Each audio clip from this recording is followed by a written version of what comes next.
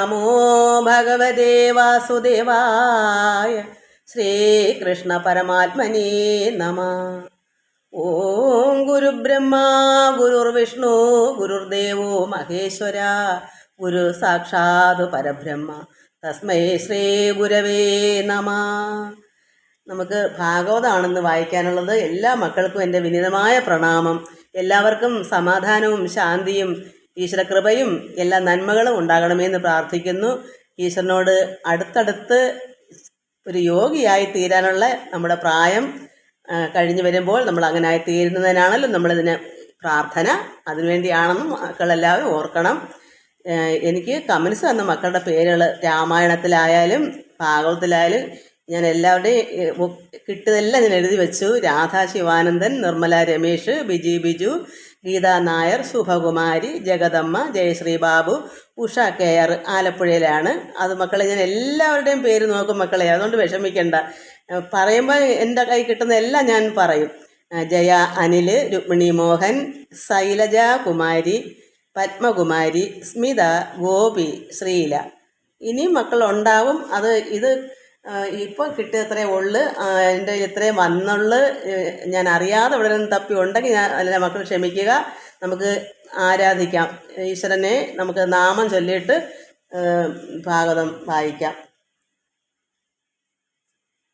ഭഗവാന്റെ ശ്രീ മധുരാഷ്ടകമാണ്. ഭഗവാന്റെ ഓരോ അവയവത്തിൻ്റെ എല്ലാം മധുരം, മുഖത്തിൻ്റെയും ചുണ്ടിൻ്റെയും എല്ലാം വദന എല്ലാത്തിൻ്റെയും ഭംഗിയെപ്പറ്റിയ എല്ലാം മധുരമായ കാര്യമാണ് ഇവിടെ പറയുന്നത്. അധരം മധുരം വദനം മധുരം നയനം മധുരം ഹസിതം മധുരം ഹൃദയം മധുരം ഗമനം മധുരം മധുരാധിപതേരഖിലം മധുരം വചനം മധുരം ചരിതം മധുരം വസനം മധുരം വലിതം മധുരം ചലിതം മധുരം പ്രമിതം മധുരം മധുരാധിപതേരഖിലം മധുരം വേണൂർമധുരോ രേണൂർമധുര പാണിർമധുര പാദൗ മധുരോ നൃത്യം മധുരം സഖ്യം മധുരം മധുരാധിപതേരഖിലം മധുരം ഗീതം മധുരം പീതം മധുരം ഭുക്തം മധുരം സുപ്തം മധുരം രൂപം മധുരം തിലകം മധുരം മധുരാധിപതേരഖിലം മധുരം കരണം മധുരം തരണം മധുരം ഹരണം മധുരം സ്മരണം മധുരം വമിതം മധുരം ശമിതം മധുരം മധുരാധിപതേരഖിലം മധുരം പുജ്യാ മധുര മാലാ മധുര യമുനാ മധുര വീചി മധുര സലിലം മധുരം കമലം മധുരം മധുരാധിപതേരഖിലം മധുരം ഗോപീ മധുര ലീലാ മധുര യുക്തം മധുരം ഭുക്തം മധുരം ദൃഷ്ടം മധുരം ശിഷ്ടം മധുരം മധുരാധിപതേരഖിലം മധുരം അധരം മധുരം വദനം മധുരം നയനം മധുരം ഹസിതം മധുരം ഹൃദയം മധുരം ഗമനം മധുരം മധുരാധിപതേരഖിലം മധുരം.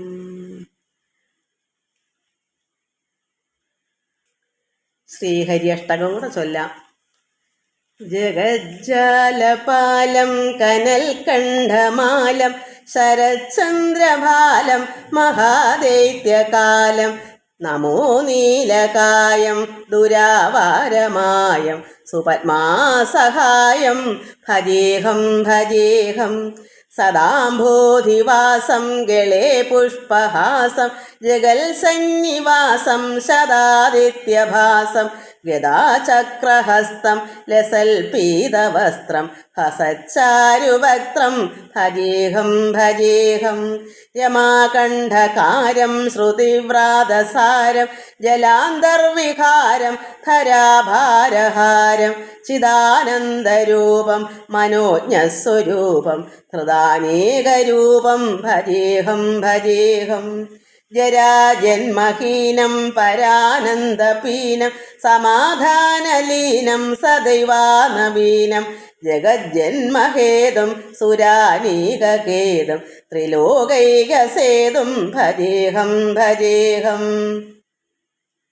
കൃതാംനായ ഗാനം ഖഗാധീശയാനം വിമുക്തേർനിദാനം ഹദാരാതിമാനം സ്വഭക്ത അനുകൂലം ജഗൽ വൃക്ഷമൂലം നിരസ്താർത്ഥശൂലം ഭജേഹം ഭജേഹം സമസ്താമരേശം ദിരേകാഭകേശം ജഗൽബിംബലേശം ഹൃതാകാശദേശം സദാ ദിവ്യദേഹം വിമുക്താഖിലേഹം സുവൈകുണ്ഠഗേഹം ഭജേഹം ഭജേഹം സുരാളീ ബലിഷ്ടം ത്രിലോകീ വരിഷ്ടം ഗുരുണാം ഗരിഷ്ടം സ്വരൂപൈകനിഷ്ടം സദാ യുദ്ധധീരം മഹാവീരധീരം ഭവാംബോധിതീരം ഭജേഹം ഭജേഹം രമാവാമഭാഗം തലാഭഗ്നനാഗം കൃതാധീനയാഗം ഗദാരാഗരാഗം മുനീന്ദ്രൈ സുഗീതം സുരൈ സംപരീതം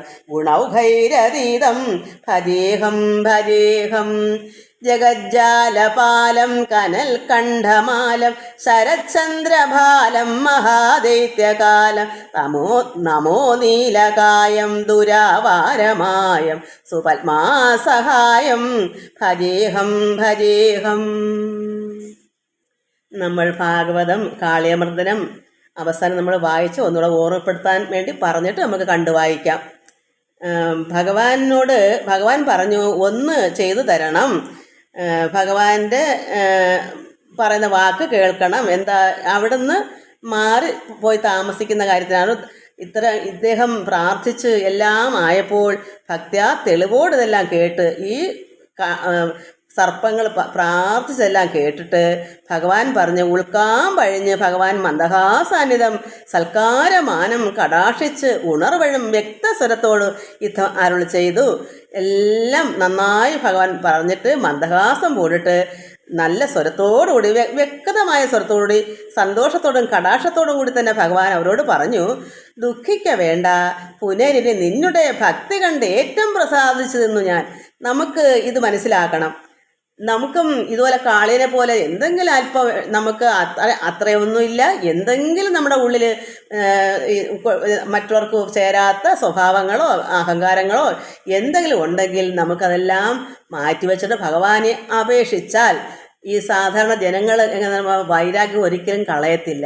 പക്ഷേ ഇവിടെ നമ്മൾ ഭാഗവതം ഉടനീളം വായിച്ചാൽ ഇതിനകത്ത് എപ്പോഴും എന്താ, ഭഗവാനോട് അങ്ങോട്ട് അർത്ഥിച്ച് അപേക്ഷിച്ചാൽ ഭഗവാൻ മനസ്സ് അത്രമാത്രം ഭക്തി ഉള്ളവർക്ക് എന്തും കൊടുക്കാൻ, അനുഗ്രഹം കൊടുക്കാൻ തയ്യാറാണ് ഭഗവാൻ. ഒരു വൈരാഗ്യം ഭഗവാന്റെ ഉള്ളിൽ വെക്കത്തില്ല. അതായത് സാധാരണ ജനങ്ങളാണെങ്കിൽ അങ്ങനാണോ, ഒന്ന് എന്തെങ്കിലും ചെയ്തു പോയാലോ പിന്നെ ആ വൈരാഗ്യം വെച്ച് പുലർത്തുന്ന ഒരുപാട് പേരുണ്ട്. നമ്മളിത് മാത്രം മനസ്സിലാക്കണം. ഇത്രയും കാളിയൻ്റെ അഹങ്കാരം മൊത്തം ആയിട്ടും കാളിയൻ ഭഗവാനെ പ്രാർത്ഥിച്ചപ്പോൾ ഭഗവാന്റെ ഉള്ളിൽ എത്രമാത്രം സന്തോഷവും ആനന്ദവും അവർക്ക് കൊടുക്കുന്നു. കാരണം വ്യക്തസ്വരത്തോട് പറയുന്നു, ദുഃഖിക്ക വേണ്ട, പുനരിന് നിന്നുടെ ഭക്തി കണ്ട് ഏറ്റവും പ്രസാദിച്ചത് ഇന്നു ഞാൻ. ഭഗവാൻ പറയുന്നു, നിന്റെ ഭക്തി കണ്ടപ്പോൾ ഞാൻ അങ്ങേറ്റം പ്രസാദിച്ചിരിക്കുന്നു, നീ ദുഃഖിക്കണ്ട. ഇങ്ങനെ ഒരു സാധാരണ ഒരു മനുഷ്യൻ അങ്ങനെ പറയൂ? ശത്രുക്കളായിട്ട് എന്തെങ്കിലും ശത്രുത്വം കാണിച്ചിട്ട് ഒരിക്കലെങ്കിലും ഒരു സന്തോഷ വാക്കോ എല്ലാം കളഞ്ഞ് ഒരു പ്രത്യേക രീതിയിൽ അനുകൂലിക്കൂ? ഇന്ന് ലോകത്ത് അഭിമാനം എന്ന് പറഞ്ഞാൽ അങ്ങേറ്റം കിടക്കുക. ഇതൊക്കെ നമ്മൾ മനസ്സിലാക്കണം. ഭഗവാന്റെ ഈ അവസ്ഥകളും ഭഗവാൻ കൊടുക്കുന്ന ഓരോ ഉപദേശങ്ങളും അനുഗ്രഹങ്ങളും എങ്ങനെയാ അത്രമാത്രം ഭഗവാന്റെ ഉള്ളം അത്ര ശുദ്ധമാണെന്ന് നമ്മൾ അതിനെ വെച്ച് മനസ്സിലാക്കണം. അത് നമ്മളും ഭഗവാന്റെ ഇഷ്ടം ചെയ്യണം. എങ്ങനെയാ ഇത് നമ്മളും മനസ്സിലാക്കിയിട്ട് വേണം നമ്മളും ഇതുപോലെ ജീവിക്കാൻ. ഉള്ളം അപ്പോൾ കണ്ട കാര്യങ്ങൾ തെറ്റിനെ തിരുത്തുക. അത് കഴിഞ്ഞാൽ പിന്നെ ഉള്ളിൽ ശകലം പോലും വൈരാഗ്യം വേണ്ട. പക്ഷേ ഇങ്ങോട്ട് ആർക്കും വേണ്ടെന്നുണ്ടെങ്കിൽ നമ്മൾ ഒഴിഞ്ഞു മാറി നിൽക്കുക, അത്രയേ ഉള്ളൂ. അല്ലാതെ നമ്മുടെ ഉള്ളിൽ വൈരാഗ്യം ഒരിക്കലും പാടില്ല. അതാണ് ദുഃഖിക്ക വേണ്ട പുനരിനി, നിന്നുടെ ഭക്തി കണ്ട് ഏറ്റവും പ്രസാദിച്ചത് ഇന്നു ഞാൻ. ഭഗവാൻ പറഞ്ഞു, നിന്റെ ഭക്തി കൊണ്ട് കാളിയനോട് പറഞ്ഞു, നീ വിഷമിക്കേണ്ട, ഞാൻ അത്രത്തോളം പ്രസാദിച്ചിരിക്കുന്നു. മൽപ്രിയം ചെയ്യോർക്കില്ല ഒരു സങ്കടം. ഭഗവാന്റെ പ്രിയം മൽ എൻ്റെ, അതായത് ഭഗവാന്റെ കൃഷ്ണൻ്റെ പ്രിയം ആരാണ് ചെയ്യുന്നത്? അതായത് ലോകപിതാവായിരിക്കുന്ന ലോകനാഥൻ്റെ, അതാണ് കൃഷ്ണൻ. ആ ഭഗവാന്റെ മൽപ്രിയം, ഭഗവാന് പ്രിയമുള്ളത് ചെയ്യുന്നവർക്ക് എല്ലാം ഒരു സങ്കടവും വരത്തില്ല. ഇപ്പോൾ എനിക്കിനി ഒന്ന് വേണം ഭവനെങ്കിൽ എനിക്ക് ഒരു കാര്യം കൂടെ എനിക്ക് സാധിച്ചു തരണം, കാളിയനോട് പറഞ്ഞു. അതെന്താ? പുത്രധാരാദികളോട് ഒരുമിച്ച് പോയി ചെന്ന് എവിടെ പോകണം? പൂക്ക് കൊള്ളണ രമണക ദ്വീപത്തിലേക്ക് പോകണം. രമണക ദ്വീപത്തിലെ അവിടെ ഒരു സ്ഥലത്തേക്ക് മാറിപ്പോയി താമസിക്കണം. അതുകൊണ്ട് നിത്യസുഖത്തോടെ അവിടെ ഇരിക്കാൻ നീ ദിവസേന നിത്യവും നീ അവിടെ സുഖമായി വസിക്കുക. ഇവിടെ നിന്ന് മാറി രമണക ദ്വീപിലേക്ക് പോകണം. അതാണ് ഭഗവാൻ പറഞ്ഞ ആവശ്യം. എല്ലാ അനുഗ്രഹവും മറ്റെല്ലാം മന്ദസ്മിതമായിട്ട് ഭഗവാൻ അനുഗ്രഹത്തോട് തന്നെ നീ വിഷമിക്കേണ്ട, നിനക്ക് നന്നായി നിത്യവും സുഖമായി കഴിയാം, നീ ഇന്ന സ്ഥലത്തേക്ക് മാറിപ്പോകണം. അതാണ് പറഞ്ഞത് ഭഗവാൻ. അതുകൊണ്ട് ഈ സ്ഥലത്തിങ്കിൽ നിന്ന് അങ്ങ് പോകണമേ. മുഖ്യമാം അർക്കജ തന്നിലെ നീര് ഇതെല്ലാവർക്കും സുഖമായി അനുഭവിക്കാതെ. ഇത് കഴിഞ്ഞ പ്രാവശ്യം വായിച്ചതാണ്, ഞാൻ നിങ്ങൾ കാണാതിരിക്കാൻ വായിക്കുന്നത്, അല്ല എന്താ കണ്ട് വായിക്കുന്നത്. ഇനി തുടങ്ങുമ്പോൾ വായിക്കാം. ഇപ്പം ഞാനിത് മനസ്സിലാക്കാൻ ഓർക്കാൻ വേണ്ടി പറഞ്ഞത്, കഴിഞ്ഞ പ്രാവശ്യം ഇത് കണ്ട് വായിച്ചു തന്നതാണ്. അതുകൊണ്ട് മുഖ്യമാം അർക്കജ തന്നിലെ, ഇത് മുഖ്യമാകുന്ന ഈ നദി, കാളന്തി നദിയിലെ നീര്, ഈ വെള്ളം എല്ലാവർക്കും സുഖമായി അനുഭവിക്കാകണം. എല്ലാ പക്ഷിമൃഗാദികൾക്കും മനുഷ്യർക്കും കുളിക്കാനും കുടിക്കാനും ഒക്കെ ഇത് ശുദ്ധമായിരിക്കണം. അതുകൊണ്ട് അത് സുഖമായി അനുഭവിക്കാൻ വേണം. അതുകൊണ്ട് ഇത്തം ഭഗവാൻ അരുൾ ചെയ്ത് അത് കേട്ട് ചിത്താകുലതയാ കാളിയൻ എന്ത് പറഞ്ഞു? വന്ദിച്ചു കാളിയൻ ഭഗവാനെ വന്ദിച്ചിട്ട് പറയും, ചിത്തം മനസ്സിന് വിഷമമുണ്ട്, അദ്ദേഹത്തിനോട് പോകാൻ കഴിയില്ല. കാരണം ഇവിടെ പറയും. അപ്പോൾ എന്താ ദുഃഖമായി അദ്ദേഹത്തിന് ഇവിടുന്ന് പോകണമെന്ന് പറഞ്ഞപ്പോൾ ചിത്തം മനസ്സ് വിഷമിച്ചിട്ട് വന്ദിച്ചിട്ട് കാളിയൻ പറഞ്ഞു, കൃഷ്ണനാ ഉണ്ണി തന്നോട് ചൊല്ലിയിടിന. അങ്ങനെ വന്ദിച്ചിട്ട് ഭഗവാനോട് കൃഷ്ണനാ ഉണ്ണിയോട് പറയുന്നു കാളിയൻ, വിഷ്ണു മുരാരേ ഹരേ ജഗന്മംഗല, നീ അരുൾ ചെയ്ത് അത് കേൾപ്പൻ അൻപോടു ഞാൻ. തോയദാഷ ദണ്ണമുണ്ട് അതിനൊന്ന് കേൾ. ഭഗവാനെ തോയദാഷ, എനിക്ക് അല്പം വിഷമമുണ്ട് ഭഗവാനെ. കൃഷ്ണോ മുരാരേ വിഷ്ണു എന്നൊക്കെ വിളിച്ച് ആ ഭഗവാനോട് പറഞ്ഞു, എനിക്ക് വിഷമമുണ്ട് ഭഗവാനെ, അത് കേൾക്കൂ. പോയാൽ ഒരേടത്തിരുന്നു കൂടാ വൈനതേയൻ പിടിച്ചു ഭക്ഷിക്കും, അവനോട് പാരം പിഴച്ചു പോന്നിരുന്നിടിനേൻ. അതായത് ഗരുഡനാണ് വൈനതേയൻ, മഹാവിഷ്ണുവിൻ്റെ വാഹനമായിരുന്ന ഗരുഡൻ. ഞങ്ങളെ പിടിച്ച് ഭക്ഷിക്കും. അതുകൊണ്ട് എനിക്ക് അദ്ദേഹമായിട്ട് പിണങ്ങിയാണ് ഇവിടെ വന്നിരിക്കുന്നത്. അദ്ദേഹത്തിനെ ഭയന്നിട്ട് ആരെ കണ്ടാലും ഈ ഗരുഡൻ ഇദ്ദേഹത്തിനാൽ ശത്രുവാണ്, പിടിച്ച് ഞങ്ങളെ ഭക്ഷിക്കും. അതുകൊണ്ട് അവിടുന്ന് ഒളിച്ചു വന്ന് ഇവിടെ കഴിഞ്ഞു കൂടുകയാണ്. ഏറെ നാളുണ്ട് ഇവിടെ സദാ മേവുന്നു കാരുണ്യവാരിധേ. ഞാൻ അനേക കാലം കൊണ്ട് ഞങ്ങൾ ഇവിടെയാണ് കഴിയുന്നത്. അത് സൗഭരിയാകിയ ഘോര തപോനിധി പണ്ട് ശപിക്കയാൽ നേരെ അടുത്തിങ്ങ് വന്നു കൂടുകയില്ല, ഇവിടെ വരത്തില്ല ഈ ഗരുഡൻ. കാരണം സൗരഭിയാകിയ ഒരു ഘോര തപോനിധി, ഒരു സന്യാസി, വൃദ്ധനായ ഒരു സന്യാസി ഈ ഗരുഡനെ ശപിച്ചു. അതുകൊണ്ട് ഈ ഗരുഡൻ ഈ നദിയിൽ വരത്തില്ല. അതുകൊണ്ട് ഞങ്ങളുടെ സുഖമായി കഴിയുന്നു, ഭയക്കാതെ കഴിയുന്നു. അതുകൊണ്ട് ഘോര തപോനിധി പണ്ട് ശപിക്കുക സൗഭരിയാകിയ, അതായത് ഒരു വൃദ്ധ സന്യാസി അദ്ദേഹം ശപിച്ചത് കൊണ്ട് ഈ കാളിയൻ ഒളിച്ച് ഇവിടെ കഴിയുന്ന ഗരുഡൻ ഇവിടെ വരത്തില്ലാത്തതുകൊണ്ട് വൈരിയായുള്ള ഖഗേശ്വരനാം അവൻ വാരിരുഹ സഹ നന്ദന തന്നിലിൻ നീരിൽ ഇവിടെ കിടന്നുകൊണ്ടിടിനേൻ.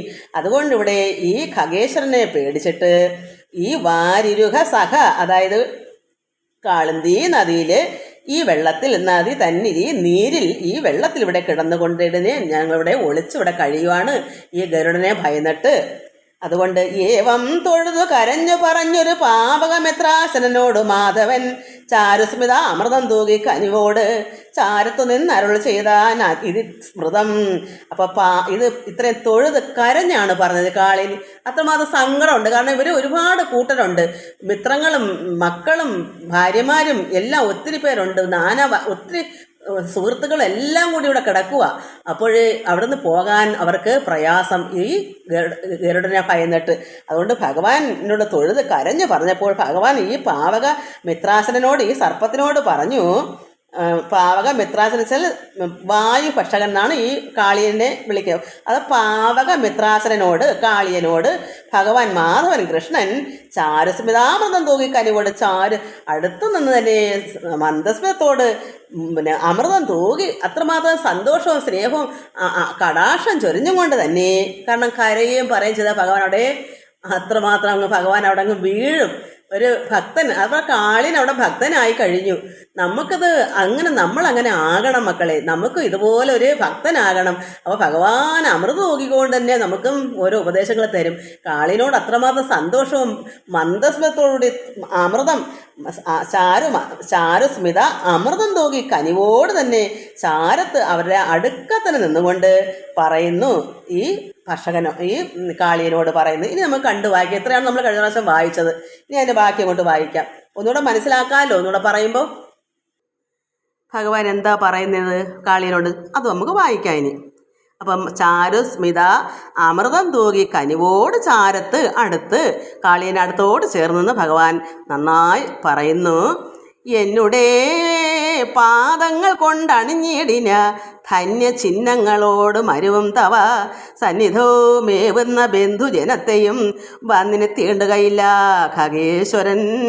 ചെന്നവൻ തന്നെ അൻപോട് കണ്ടാലും എന്നങ്ങവൻ തന്നെ അനുഗ്രഹിച്ചിടിനാൻ. അവ എൻ്റെ പാദങ്ങൾ ഈ കാളിയൻ്റെ മസ്തകത്തിൽ ഇത്രയും നേരം നിന്ന് ചവിട്ടി മെതിച്ച ആ ഭഗവാന്റെ പാദം അതിവിടെ നന്നായി പതിഞ്ഞിട്ടുണ്ട്. അതാണ് എന്നോട് പാദങ്ങൾ, ഭഗവാന്റെ പാദങ്ങൾ കൊണ്ട് അണിഞ്ഞിടുന്ന ധന്യ ചിഹ്നങ്ങളുണ്ട് ഈ കാളിയൻ്റെ മസ്തകത്തിൽ. അതുകൊണ്ട് സന്നിധവും, അതുകൊണ്ട് ഈ കാളിയൻ്റെ അടുത്ത് മേവുന്ന ബന്ധുജനങ്ങൾ, മറ്റുള്ളവർക്ക് ഈ അടയാളമൊന്നും വേണ്ട. പക്ഷേ ഈ കാളിനോട് ചേർന്ന് നിൽക്കുന്ന ബന്ധുക്കളായാലും മക്കളായാലും ഭാര്യയായാലും ആരായാലും അവരെല്ലാവർക്കും ഈ ധന്യ ചിഹ്നങ്ങൾ മാത്രം മതി, കാളിയൻ്റെ മസ്തകത്തിലെ ചിഹ്നം മാത്രം മതി. ഭഗവാൻ അങ്ങനെ പറഞ്ഞു. ധന്യ ചിഹ്നങ്ങളോടെ മരുവും തവ കാളിയൻ്റെ സന്നിധവും അടുത്ത് കാളിയൻ്റെ അടുത്ത് മേവുന്ന ബന്ധുജനത്തെയും. എത്രമാത്രം കാളിയൻ്റെ സുഹൃത്തുക്കളോ ബന്ധുക്കളോ മക്കളോ ഭാര്യയോ ഒക്കെ ഉണ്ടെങ്കിലും അവരെ ഇനി വന്നിനെ തീണ്ടുകയില്ല ഖഗേശ്വരൻ, തൊടുകൈ പോലും ഇല്ല ഇനി ഈ ഗരുഡൻ.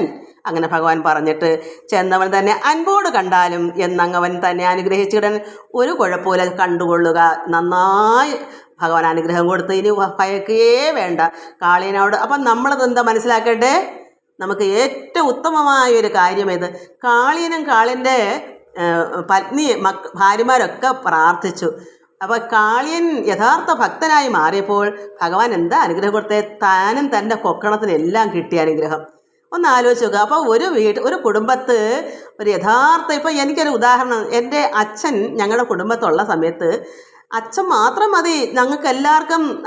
ആ ഒരു എന്നാ ചോദിക്കും, അച്ഛൻ ഉണ്ടെങ്കിലേ അച്ഛൻ്റെ വയറ് നിറയൂ, ഒരു വാക്യം ശരി തന്നെ. പക്ഷെ ഒരു യഥാർത്ഥ ഒരു ഭക്തൻ്റെ സന്തതികളോ അതായത് മക്കളോ ഭാര്യയോ ഒക്കെ ഉണ്ട്. അവർക്ക് വേണ്ടി ആ യഥാർത്ഥമായൊരു സന്യാസിയെ പോലെ ഒരാൾ ഭക്തൻ പ്രാർത്ഥിച്ചാൽ ഭഗവാൻ അത് കേൾക്കും. ഇപ്പോൾ ഇവിടെ എന്താ കേട്ടത്, കാളിയനെ ോടുള്ള ഈ ഒരു ഭക്തി കൊണ്ട് ആ ധന്യ ചിഹ്നങ്ങൾ മതി.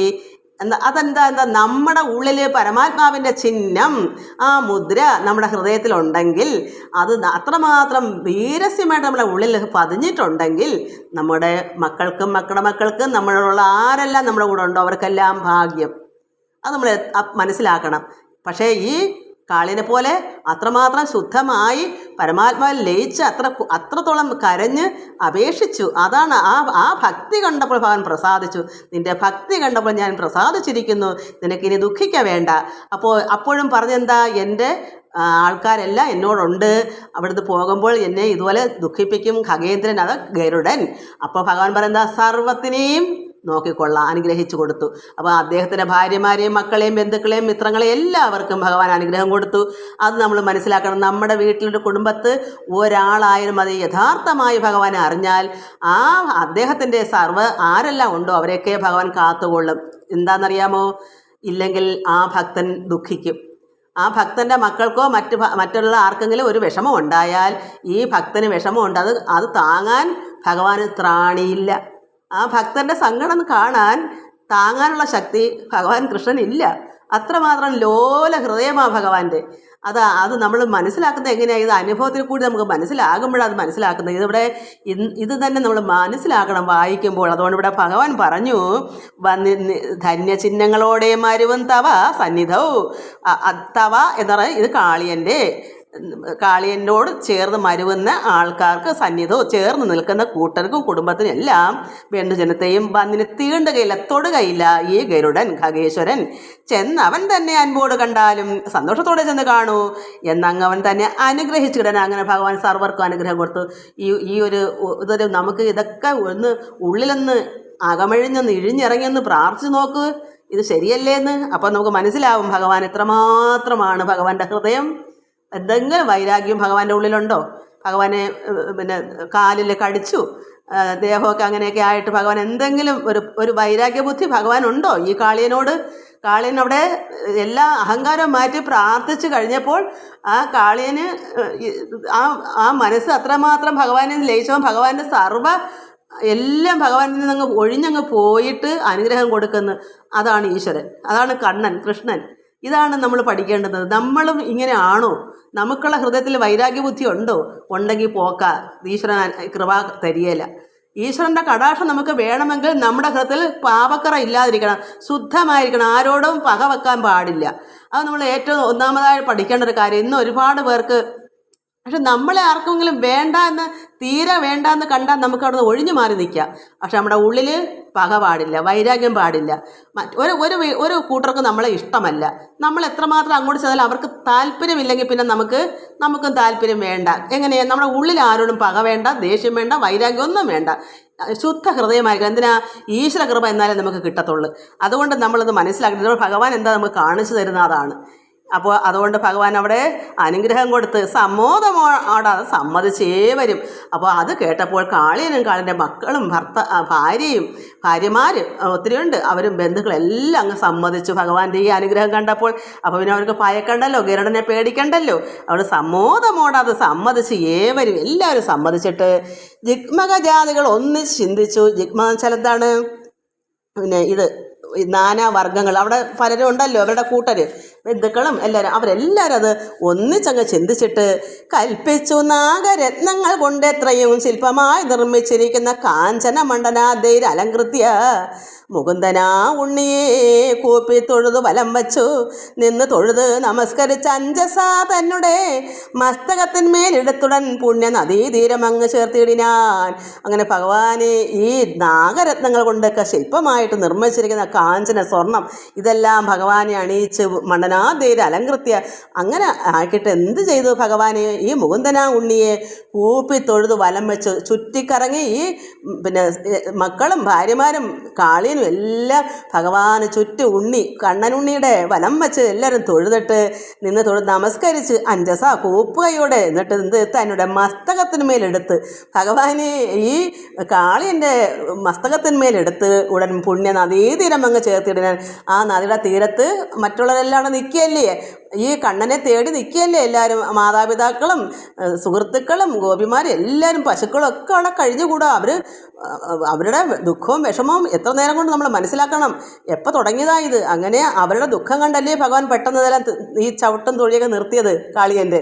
കാരണം അവർ ദുഃഖിക്കുന്നത് കൊണ്ട് സമയം പോക്കാതെ എത്രയും പെട്ടെന്നെല്ലാം ചെയ്ത് തീർത്തതാണ്. അപ്പോൾ ഈ ഭഗവാൻ കൃഷ്ണനെ ഇദ്ദേഹം എടുത്ത് തലയിൽ വച്ച് മസ്തകത്തിന്മേലെടുത്ത് ഈ കാളന്തി നദിയുടെ തീരത്ത് കൊണ്ട് നിർത്തി ഭഗവാനെ അവിടെ കൊണ്ട് ചേർത്തു, മറ്റുള്ളവരുടെ കൂടെ കൊണ്ടാക്കി കൊടുത്തു.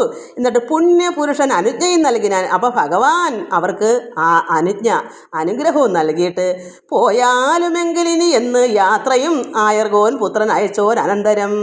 അങ്ങനെ നിങ്ങൾ നിങ്ങൾ പോയി രമണക ദ്വീപിലേക്ക് പോകൂ എന്ന് ഭഗവാൻ അനുഗ്രഹവും ഭഗവാനെ മസ്തകത്തിലെടുത്ത് ഭഗവാനെ നീന്താനോ മറ്റേത് എവിടുന്ന കടമ്പിൻ്റെ മണ്ടേന്ന് എടുത്ത് ചാടി നീന്തി അങ്ങോട്ട് ചെന്നതാ. ഒടുക്ക എന്തായി? മസ്തകത്തിൽ എടുത്ത് നിർത്തിക്കൊണ്ട് ഭഗവാൻ കാളിയും കൊണ്ടുവന്ന് നദീതീരത്താക്കി ഭഗവാനെ. എന്നിട്ട് പോയാലുമെങ്കിലിനി എന്ന് യാത്രയും ആയർഗോൻ പുത്രൻ അയച്ചോരനന്തരം ഭഗവാൻ അങ്ങനെ അവരെ യാത്ര അയച്ചു. കായാമലർ നിറം തൂകി വിളങ്ങിന മായാമയൻ പരനാരോമൽ ഉണ്ണിയെ ധ്യാനിച്ചുറപ്പിച്ച് കണ്ട് അൻപഴും നാനാ സൂർജനത്തോടും പുറപ്പെട്ടു ചെന്നു രമണഗദ്വീപം പ്രവേശിച്ചു. പന്നഗേന്ദ്രൻ വസിച്ചിടാൻ അന്യുഹം. അങ്ങനെ ഭഗവാന്റെ കായാമലർ നിറം തൂകി വിളങ്ങിന ഭഗവാന്റെ ദേഹത്തിൻ്റെ കായാമ്പൂവിൻ്റെ നിറം തൂകുന്ന ആ ശരീരം മായാമയൻ പരനാരോമൽ ഉണ്ണി അങ്ങനെയുള്ള ഭഗവാനെ ധ്യാനിച്ചുറപ്പിച്ചു. ഈ കാളിയനും കൂട്ടരും എന്നിട്ട് ധ്യാനിച്ചും ഉറപ്പിച്ചിട്ട് കണ്ട് അൻപഴും നാനാ സുഹൃജനത്തോടും ഈ കണ്ട് ആനന്ദിച്ച് ഭഗവാനെ ധ്യാനിച്ചും ഉള്ളിലാക്കി പരമാത്മാവായ ഭഗവാനെ അവരുടെ ഉള്ളിൽ ഹൃദയത്തിൽ ഉറപ്പിച്ചിട്ട് കണ്ട് നിന്നും കൊണ്ട് അവർ നാനാ ആൾക്കാർ പാമ്പ് സർപ്പവധുക്കളും പുത്രന്മാരും സുഹൃത്തുക്കളും എല്ലാവരും ചേർന്ന് പുറപ്പെട്ടു. ചെന്ന് രമണഗദ്വീപം പ്രവേശിച്ചു. പന്നഗേന്ദ്രൻ വസിച്ചിടാൻ അന്യുഹം. പന്നകത്തിൻ്റെ ഇന്ദ്രനാണ്, രാജാവാണ് കാളിയൻ. പന്നകം പാമ്പ് വർഗത്തിൻ്റെ തലവനാണ് ഈ കാളിയൻ. അങ്ങനെ അവർ അവിടെ പോയി സുഖമായി വസിച്ചു. മന്ദാകിനി സൂര്യനന്ദന വാരിയും പിന്നെ തെളിഞ്ഞ് അമൃതോപമയായി അതിധന്യയായി നാനാ ജനങ്ങളാൽ അന്യുഹം വന്ധ്യയായി ഏറ്റം പവിത്രയായിടിനാൾ. ഈ കാളന്തി നദി മന്ദാകിനി സൂര്യനന്ദന വാരി വെള്ളം. അത് മന്ദാകിനിയ ഈ സൂര്യനന്ദന സൂര്യപുത്രിയാകുന്ന ഈ കാളന്തി നദിയുടെ വെള്ളം വാരി വെള്ളം പിന്നെ എന്തായി തെളിഞ്ഞ് അമൃതോപമയായി എന്നുവെച്ചാൽ അമൃതന് തുല്യമായി ആ വിഷങ്ങളെല്ലാം അവിടെ നിന്ന് പോയി ഒഴുകി അങ്ങ് പോകുമല്ലോ. ഇവരവിടെ നിന്ന് മാറിപ്പോകുമ്പം അഴുക്കെല്ലാം ഒഴുകി പോകുമ്പോൾ അവിടെ എന്താ അമൃതന് തുല്യമായി ധന്യയായി നാനാ ജനങ്ങളാൽ അന്വഹം. ഒരുപാട് നാനാ ജനങ്ങളും അവിടെ വന്ന് എന്തുവന്ന് വന്ധ്യയായി ഏറ്റ. അപ്പം നാനാ ജനങ്ങൾ അവിടെ വന്നപ്പോൾ അതാ കാളി നദി വന്ധ്യയായി, എല്ലാവരും വന്ദിക്കുന്ന നദിയായി മാറി. ജനങ്ങളെല്ലാം അവിടെ അമൃതൻ്റെ കണക്കുള്ള ജലമായി മാറിയപ്പോൾ ജനങ്ങളെല്ലാം അവിടെ എപ്പോഴും ഇതൊരു പ്രത്യേകമായിട്ട് എല്ലാവരും അറിഞ്ഞിട്ടുണ്ടല്ലോ. ഇങ്ങനെ കാളന്തിയിൽ ഭഗവാൻ നൃത്തം ചെയ്ത് ഈ കാളിയമർദ്ദനം നടത്തിയതൊക്കെ അറിഞ്ഞപ്പോൾ ജനങ്ങളെല്ലാം അവിടെ പരിശുദ്ധമായ വെള്ളമായി അമൃതമായി വന്നപ്പോൾ ജനങ്ങളെല്ലാം നാനാ ജനങ്ങളാൽ അന്യുഹം വന്ധ്യയായി ഏറ്റവും വരുന്നവരെല്ലാം ആ കാളന്തി നദിയെ സ്തുതിക്കുകയും വന്ദിക്കുകയും ചെയ്തു. അപ്പോൾ ഏറ്റവും പവിത്രയായി കാളന്തി നദിയിൽ ഏറ്റവും പവിത്രയായി മാറിയ ആ വെള്ളം. എന്താ കാരണം? ജനങ്ങളെല്ലാം വന്ദിക്കുന്നു ഈ നദിയെ. അപ്പോൾ അവിടെ അനുഗ്രഹം ഒരുപാട് അതിനൊരു പ്രത്യേക അതിന് പറയുന്നേ ഈശ്വരകൃപ എന്ന് പറയുന്നത് പോലെ ജനങ്ങളെല്ലാം വന്ന് പ്രാർത്ഥിക്കുക ചെയ്തപ്പോൾ അവിടെ പരിശുദ്ധമായി കൂടിക്കൂടി വന്നു, പരിശുദ്ധ കൂടിക്കൂടി വന്നു. അങ്ങനെ പവിത്രയായിടിനാൾ. മന്നവ മുന്നേതിലേറ്റ് അതിസ്ഫുടം. അപ്പോൾ മന്നവ ആരോട് പറയുന്നു? ഇത് ആരോട് പറയുക? ഈ കഥകളെല്ലാം പറഞ്ഞു കൊടുക്കുന്നത് ശുഗമഹാമുനി പരീക്ഷത്തിനോടാണ്. അപ്പോഴ് പറഞ്ഞ് മന്നവ ഇത്രയെല്ലാം പറഞ്ഞിട്ട് രാജാവേ പരീക്ഷത്തെ മുന്നേതിലേറ്റവും അതിസ്ഫുടം. മുമ്പ് എങ്ങനെയായിരുന്നു ആ വെള്ളം, അതിനേക്കാൾ എത്രയും മാത്രം ഒരുപാടങ്ങ് അതിസ്ഫുടമായി മാറി. എന്നിട്ട് ചെന്ന് കുളിച്ച് പിതൃദേവ തർപ്പണം ആ നദിയിൽ ചെയ്തു കൊള്ളുന്ന മർത്യന് കൽമഷമെല്ലാം അകന്ന് ഇഹലോകവും ചെമ്മേ പരലോകവും സുഖമായി വരും. അങ്ങനെ രാജാവേ മുന്നതിലേറ്റവും പവിത്രമായി ഈ ജലം, ആ ജലത്തിൽ ചെന്ന് കുളിച്ചിട്ട് പിതൃദേവ തർപ്പണം ചെയ്യുന്ന ആ നദിയിൽ പോയി ചെയ്യുന്ന മർത്യന് പുരുഷന് മനുഷ്യർക്ക് കൽമഷമെല്ലാം എല്ലാ പാപമെല്ലാം അകന്ന് ഈ ഇഹലോകത്തിലും ചെമ്മേ വരാൻ പോകുന്ന പരലോകത്തിലും സുഖമായി വരും. ആ നദിയിൽ അന്നോട്ട് ഇതാണ് അവിടെ കിട്ടിയ ഒരു വരം. ആ നദിയിൽ ചെന്ന് മനുഷ്യരവിടെ ചെന്ന് കുളിക്കുകയും പിതൃതർപ്പണം ചെയ്യുകയൊക്കെ ചെയ്താൽ അവിടെയൊക്കെ ഈ ലോകത്തിലും വരാൻ പോകുന്ന ലോകത്തിലും സുഖമായി കഴിയാം. സർപ്പാന്വയം ഭൂമി തന്നിൽ അല്ലാതെ മറ്റപ്പുകളിൽ മരുവീടുമാറില്ലല്ലോ. സർപ്പാന്വയം ഈ പാമ്പ് വർഗ്ഗങ്ങൾ ഭൂമിയിലാണ് കഴിയുന്നത്. ഭൂമി തന്നിൽ അല്ലാതെ മറ്റപ്പുകളിൽ വെള്ളം എന്നുവെച്ചാൽ ഈ നദിയിൽ ഇങ്ങനെ മരുവീടുമാറില്ല. ഒരിക്കലും പാമ്പുകൾ വെള്ളത്തിലല്ല വസിക്കുന്നത്, ഈ കരയ്ക്കാണ്. അത് വെള്ളം അപ്പ് എന്ന് വെച്ചാൽ വെള്ളം. സർപ്പം കുലം മൊത്തത്തിൽ വന്ന് ഭൂമി തന്നിലേ വസിക്കത്തുള്ളൂ. ഇവിടെ അപ്പുകളിൽ താമസിക്കാറില്ലല്ലോ വെള്ളത്തിൽ. ഈ കാളിയൻ ഒഴിഞ്ഞുള്ള അത് ചോദിക്കുകയാണ്, എന്താണ് ഈ കാളിയൻ ഒഴിഞ്ഞുള്ള നാഗങ്ങളുണ്ടൊക്കെ ധരിത്രിയിൽ മറ്റ് ഓരോ വിധം. കാളിയനും കൂട്ടനും അല്ലാതെ മറ്റെല്ലാവരും എവിടെ പോയി കഴിയുന്നു? ധരിത്രിയിൽ, ഭൂമിയിലാണല്ലോ എന്ന് പറയുന്നു. പരീക്ഷിത് മഹാരാജ ചോദിക്കുന്നു. തത്ര വിശേഷിച്ച് അവൻ എന്താ അഴകിയ മിത്രാത്മജയില മാറുവാണിടുവാൻ. എന്താ ഇവന് മാത്രം, ഈ കാളിന് മാത്രം വിശേഷിച്ച് ഈ നദിയിൽ വന്ന് ഈ മിത്രാത്മജ സൂര്യപുത്രിയാകുന്ന കാളന്തി നദിയിൽ വന്ന് വാഴാനുള്ള കാരണം എന്താ? അടുത്ത ചോദ്യമാണ് പരീക്ഷിത് ഓരോ കാര്യങ്ങളും ഉത്തരം പറഞ്ഞു വരുമ്പോൾ അടുത്ത ചോദ്യം ചോദിക്കുന്നു. ഇതിപ്പം അടുത്ത ചോദ്യത്തിൻ്റെ ആണ്. ഇനിയിപ്പോൾ എന്താ ഇങ്ങനെ ഈ കാളിന് ഇങ്ങനെ വന്ന് ഈ നദിയിൽ ഈ വെള്ളത്തിൽ ഇങ്ങനെ കഴിയാനുള്ള കാരണം എന്താ? സാധാരണ ഈ സർപ്പങ്ങളെല്ലാം ഭൂമിയിലാണല്ലോ കഴിയുന്നത്. ഇവിടെ ഒരു കാരണം എന്താ? ഈ കാളിനൊഴിച്ച് ബാക്കി എല്ലാ സർപ്പങ്ങളും ധരിത്രി ഭൂമിയിലാണല്ലോ കഴിയുന്നത്. ഇവൻ എന്താ വിശേഷിച്ച് എന്താണ് ഇവൻ ഇത്ര പ്രത്യേകത? ഈ മിത്രാത്മനിലാമാർ കഴിയാൻ വാണിടുവാൻ ഇതെന്താ കാരണം? ശത്രുത്വം എന്തൊന്ന് കാളിയൻ പന്നക ശത്രുവോടാഹന്ത ചെയ്തത് കേവലം. അങ്ങനെ ശത്രുത്വം എന്തെന്ന് കാളിയൻ പന്നക ശത്രുവോടാഹന്ത ചെയ്തത് കേവലം. എന്താ അതിന് കാരണം? ശത്രുത്വം എന്താ? പക്ഷീന്ദ്രനെ ശപിപ്പാൻ എന്ത്? സൗഭരി നിഷ്കൃപയ പുനരെന്നതും എന്നുടെ ചിത്ത സന്ദേഹം ഒഴിയുമാറൊക്കവേ വൃത്താന്തം അൻപോട് അരുൾ ചെയ്യുക വേണമേ. അപ്പോൾ ഇവിടെ നേരത്തെ നമ്മൾ കഴിഞ്ഞ പ്രാവശ്യം വായിച്ചപ്പോൾ തന്നെ സൗഭരിയുടെ വൃദ്ധനായ തപോധൻ്റെ ശാപം കൊണ്ടാണെന്നൊക്കെ നമ്മൾ വായിച്ചില്ല. അതാണ് ഇവിടെ ചോദ്യം. പക്ഷേന്ദ്രനെ ശപിപ്പാൻ എന്ത് കാരണം?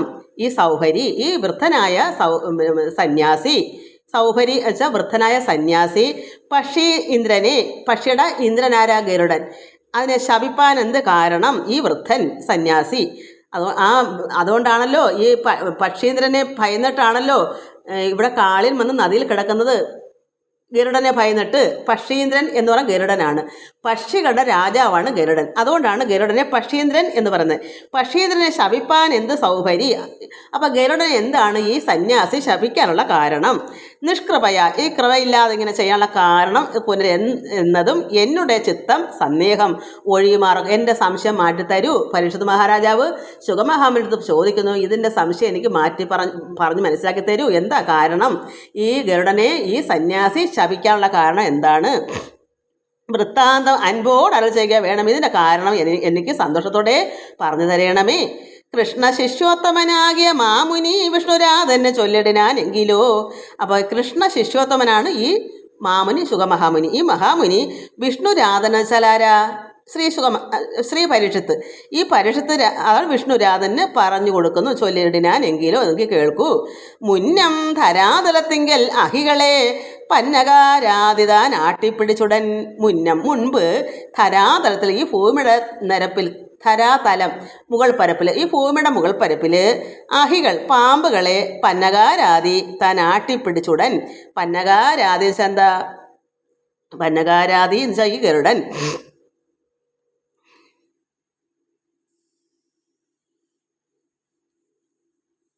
പന്നകാരാധി ഗരുഡൻ ഇങ്ങനെ നോക്കട്ടെ. മുന്നം ധരാതലത്തിൽ തന്നെ പന്നകാരാധിതൻ ആട്ടിപ്പിടിച്ചുടൻ തിന്നൊടുക്കുന്നത് കണ്ട് നാഗാന്വയം ഖിന്നരായി ഒന്നിച്ച് ചിന്തിച്ച് കൽപ്പിച്ചു. അപ്പം ഈ ഗരുഡന് ഭക്ഷണം പാമ്പാണ്. അതാണ് പന്നകാരാധി. പന്നകാരാധിച്ച പന്നകം പാമ്പിൻ്റെ അഹികളെ, ധരാതലത്തിൽ അഹികളെ പാമ്പുകളെ ശത്രുവാണ് പന്നകാരാധി എന്ന് വെച്ചാൽ അത് ഈ ഗരുഡനെ അങ്ങനെ ശത്രുവാണ്. അദ്ദേഹമാണ് പിടിച്ച് കഴിക്കുന്നത് ഈ പാമ്പുകളെ. അതുകൊണ്ട് മുന്നം ധരാതലത്തിങ്കിൽ അഹികളെ, അത് പാമ്പുകളെ പന്നകാരാധിതൻ ആട്ടിപ്പിടിച്ചുടൻ തിന്നൊടുക്കുന്നത് കണ്ട് നാഗാന്വയം എന്ത് ചെയ്തു? ഖിന്നരായി ഒന്നിച്ച് ചിന്തിച്ച് കൽപ്പിച്ചു. ഈ നാഗാന്വയം എല്ലാം, പാമ്പും കൂട്ടങ്ങളെല്ലാം കൂടെ വന്ന് ഖിന്നരായി വിഷമിച്ച് കരഞ്ഞ് ചിന്തിച്ചിട്ട് കൽപ്പിച്ചിട്ട് ശത്രു നിവസതി പൊക്ക് ദിനംതോറും ആദ്യ അന്തമങ്ങ് ഓരോരുത്തൻ അവനുടെ ഭക്ഷണമാവത് തക്കതെന്നിങ്ങനെ ദുഃഖമോടാശു ചിന്തിച്ച് കൽപ്പിച്ചതു കൃത്വ പല നാൾ കഴിഞ്ഞോരനന്തരം. കാരണം ഓരോ ദിവസം തോറും ഓരോരുത്തരായി ഓരോ പാമ്പുകളെ ഈ ഗരുഡന് കൊടുക്കും. ഗരുഡൻ്റെ വിശപ്പിന് ആഹാരമാണ് ഈ പാമ്പ്. അപ്പം അവർ കൽപ്പിച്ച് തീരുമാനിച്ചിട്ട് ഓരോ ദിവസം ഓരോരുത്തരെ അദ്ദേഹത്തിന് ഭക്ഷണമായി കൊടുത്തുകൊണ്ടിരിക്കുന്നത്. അപ്പോൾ ദുഃഖമല്ലേ. അപ്പം അച്ഛനും അമ്മയും ഉള്ള മക്കളെ ആയിരിക്കും ചിലപ്പോൾ കൊടുക്കുന്നത്. അവരെത്രമാത്രം സങ്കടപ്പെടും. അതുമല്ല, അയ്യോ ഇന്ന് എന്നെ തിന്നുമല്ലെന്ന് വെച്ചാൽ ആ കുട്ടികളെ എത്രമാത്രം വിഷമിക്കും, കുട്ടികളായാലും ആരായാലും. അതുകൊണ്ട് എല്ലാവരുടെ ഒന്നിച്ച്, കാരണം പന്നകാരാധിതൻ ആട്ടിപ്പിടിക്കും, എല്ലാത്തിനെയും പിടിച്ച് കൊന്നു തിന്നും. അപ്പം നാഗാന്വയം ഈ പാമ്പുകളെല്ലാം കൂടെ കരഞ്ഞ് ഒന്നിച്ച് ചിന്തിച്ച് കൽപ്പിച്ചു ശത്രു നിവസതി പൊക്ക് ദിവസം തോറും ആദ്യ അന്തം അങ്ങ് ഓരോരുത്തൻ അവനുടെ ഭക്ഷണമാവത്. അപ്പം ആദ്യം തൊട്ട് അവസാനം വരെ ഓരോരുത്തരിങ്ങനെ ദിവസം അവൻ്റെ ആഹാരമായിട്ട് ഓരോരുത്തരെ നീക്കി അങ്ങോട്ട് കൊടുക്കും. ഭക്ഷണത്തിന് കൊടുക്കും. അപ്പോഴെന്ത് വന്നു? ഭക്ഷണമാവത് തക്കതെന്ന് ഇങ്ങനെ ദുഃഖമോടാശ ചിന്തിച്ച് കൽപ്പിച്ച്. അതും ദുഃഖമല്ലേ? നമുക്ക് ചിന്തിച്ചൂടെ?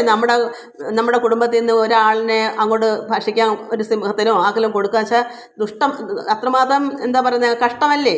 അപ്പോൾ ദുഃഖമല്ലേ? ആ ദുഃഖമോടാശ ചിന്തിച്ച് കൽപ്പിച്ചു. ഈ നാഗങ്ങളെല്ലാം കൂടെ കൃത്വ അങ്ങനെ പല നാൾ കഴിഞ്ഞവരാണ്. അങ്ങനെ ഓരോ ദിവസം ഓരോന്നിനെ കൊടുത്ത് കഴിച്ച് അവരുടെ ദുഃഖവും കരച്ചിലും ആയി അങ്ങനെ കുറച്ച് നാളിങ്ങനെ കഴിഞ്ഞു. കുറച്ച് നാളിങ്ങനെ കഴിഞ്ഞപ്പോൾ ഓർത്ത് വിചാരിച്ചു കൽപ്പിച്ചു. പിന്നെയും അങ്ങനെ അവരെല്ലാം ഓർത്ത് പിന്നെ എല്ലാവരുടെ വിചാരിച്ചു. അപ്പോഴും അത് വലിയ സങ്കടമായി. ഇങ്ങനെ ഓരോരുത്തരെ മാറി മാറി ദിവസേന കൊടുക്കണമല്ലോ. അങ്ങനെ അവരെല്ലാം ചിന്തിച്ച് കൽപ്പിച്ചു. പിന്നെ എന്താ? പർവ്വദിനങ്ങൾ തോറും നമുക്ക് ആദരാൽ ഉറുവിയിലുള്ള ദിവ്യാത്മാക്കൾ നൽകുന്ന സർവ്വബലികൾ തൻ്റെ ഹവർഭാഗങ്ങൾ സർവേശ വാഹകനങ്ങ് നൽകിയിടുക. അപ്പോൾ അവരെന്ത് വിചാരിച്ചു? ഓർത്ത് എല്ലാവരും കൂടെ ഇതൊരു ദുഃഖമാണല്ലോ, ഓരോരുത്തരെയും ഈ ഗരുഡന് കൊടുക്കുമ്പോൾ അത് ദുഃഖമാണല്ലോ എന്ന് കരുതിയിട്ട് അവരെല്ലാവരും ചിന്തിച്ചു. പർവ്വദിനങ്ങൾ, പർവ്വം വെച്ചാൽ എന്താണ്? വാവ്, ദിനം, ദിവസം. വാവ് ദിനങ്ങൾ തോറും ആദരാൽ ഉറുവിയിലുള്ള ഭൂമിയിലുള്ള ദിവ്യാത്മാക്കൾ നൽകുന്ന സർവ്വ ബലികൾ തൻ്റെ ഹവർഭാഗങ്ങൾ. ഈ ദിവ്യാത്മാക്കൾ ബലികൾ ഇടുന്നതിൻ്റെ ഒരു ഭാഗം, ഹവർഭാഗങ്ങൾ സർവേശ വാഹകനങ്ങ് നൽകിയിടുക. സർവേശ്വരൻ്റെ വാഹകനാണ് ഗരുഡൻ. ഭഗവാൻ മഹാവിഷ്ണുവിൻ്റെ നാരായണൻ്റെ വാഹനമാണല്ലോ ഗരുഡൻ. അപ്പോൾ ഈ ഗരുഡന് ഈ വാവു ദിനങ്ങൾ തോറും ആദരാൽ ഭൂമിയിലുള്ള ദിവ്യാത്മാക്കൾ നൽകുന്ന ഈ ബലികളൊക്കെ അർപ്പിക്കുന്ന അതിൻ്റെ ഹവർഭാഗങ്ങൾ ഈ പറഞ്ഞ ഗരുഡന് കൊടുക്കുക. ജീവവിയോഗം നമുക്ക് അവനാൽ ഇനി കേവലം വന്നുകൂടായതിനെന്നിതം. എന്നാൽ നമുക്കൊക്കെ നമ്മുടെ ജീവന് നഷ്ടം വരത്തില്ല. ഈ ഹവർഭാഗം നീക്കി വെച്ച് അവർക്ക് ഈ ഗരുഡന് കൊടുത്താൽ പിന്നെ വിശപ്പിന് ആഹാരം കൊടുത്താൽ മതിയല്ലോ. അപ്പോൾ പിന്നെ ഇങ്ങനെയുള്ള ഈ പാമ്പുകളെ ദിനംതോറും കൊടുക്കാന്നുള്ള ഇതങ്ങ് മാറും. വിശപ്പിന് ആഹാരം കൊടുത്താൽ മതിയല്ലോ. അങ്ങനെ അവർ ചിന്തിച്ചു. അപ്പോൾ ജീവൻ ഇനി ആരുടെയും നഷ്ടപ്പെടുത്തില്ലല്ലോ. അങ്ങനെ നമുക്ക് അവനാൽ ഇനി അവനെ കൊണ്ട് നമുക്ക് തന്നെ ഒരു ദോഷവും വരത്തില്ല. ഈ ഹവർഭാഗം കൊടുക്കാം. അപ്പോൾ ഇനി ആരുടെയും ജീവൻ നഷ്ടപ്പെടത്തില്ല എന്ന് കരുതിയിട്ട് ഇനി ഒരു വിഷമവും ഉണ്ടാവത്തില്ല. കേവലം വന്നുകൂടായ അതിനിന്നിതം കൽപ്പിച്ചുറച്ചൊരു വൃക്ഷമൂലയെ അവർ ഉൾപ്പേടി പൂണ്ടങ്ങ് നൽകി ന്യായമടോ. അങ്ങനെ അവർ ഇതെല്ലാം കൽപ്പിച്ചുറച്ച് മനസ്സിലാക്കിയിട്ട് ഒരു വൃക്ഷത്തിൻ്റെ മൂലയെ അവർ ഉൾപ്പേടി പൂണ്ടങ്ങ് നൽകി ന്യായമടോ. ഇങ്ങനെ ആവട്ടെ എന്ന് കരുതി അവരൊരു വൃക്ഷത്തിൻ്റെ മൂട്ടിലിരുന്ന്. നമുക്കിനി ഇതിൻ്റെ ബാക്കി സമയം ഒരുപാട് പോയി. ഇനി അടുത്ത പ്രാവശ്യം ഇതുപോലെ ആവർത്തിച്ച് തുടങ്ങുമ്പോൾ സമയം പോകും. അല്ലാതെ നിങ്ങൾക്ക് മനസ്സിലാവത്തില്ല മക്കളെ. അതുകൊണ്ടാണ് വീണ്ടും ഒന്നുകൂടെ ആവർത്തിച്ച് പറഞ്ഞു തരുന്നത്. എനിക്ക് സ്പീഡും കൂടി സമയം പോകുന്നതുകൊണ്ട്. അതുകൊണ്ട് ഒടുക്കാകുമ്പോൾ ഒന്നും എനിക്കും സമയം പോകുന്നൊരു വെപ്രാളമാണ്.